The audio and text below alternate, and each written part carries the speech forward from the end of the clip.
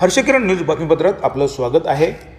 जिजाऊ विकास पार्टीच्या महिला उमेदवार रंजना ओढांचा प्रचाराचा झंझावात।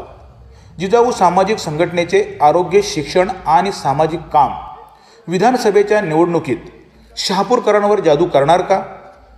दौलत दरोडा आणि पांडुरंग बरोरा यांच्या प्रचाराचा झंझावात जोरात। कोणाचा बोलबाला गाजणार? घड्याळ चालणार, तुतारी वाजणार की शिलाई मशीन धागा रोवणार?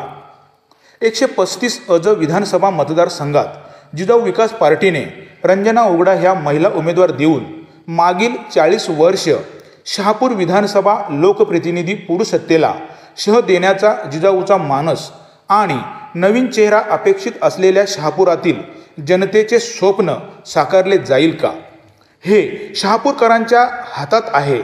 एका बाजूला महायुतीचे दिग्गज आजी आमदार दौलत दरोडा प्रचारात आघाडी घेत, दुसरीकडे महाविकास आघाडीचे माजी आमदार पांडुरंग बरोरांचा प्रचाराचा तुफान झंझावात। दोन्ही अनुभवी उमेदवार रिंगणात असताना दोघांनाही मानणारा वर्ग हा फार मोठ्या प्रमाणात आहे।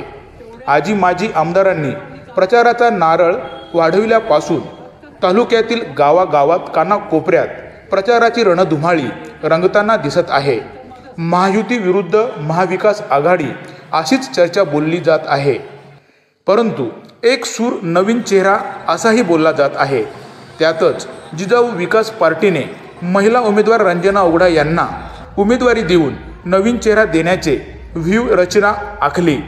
निलेश सांबरे यांच्या 16 वर्ष पालघर, रायगड तसेच ठाणे जिल्ह्यातील शहापूर विधानसभा क्षेत्रात केलेल्या सामाजिक, शैक्षणिक आणि आरोग्य संबंधी कामाची दखल घेऊन शहापूरकर जादू करणार का, याची उत्कंठा 23 नोव्हेंबर 2024ला मतपेटीतून बाहेर येईलच।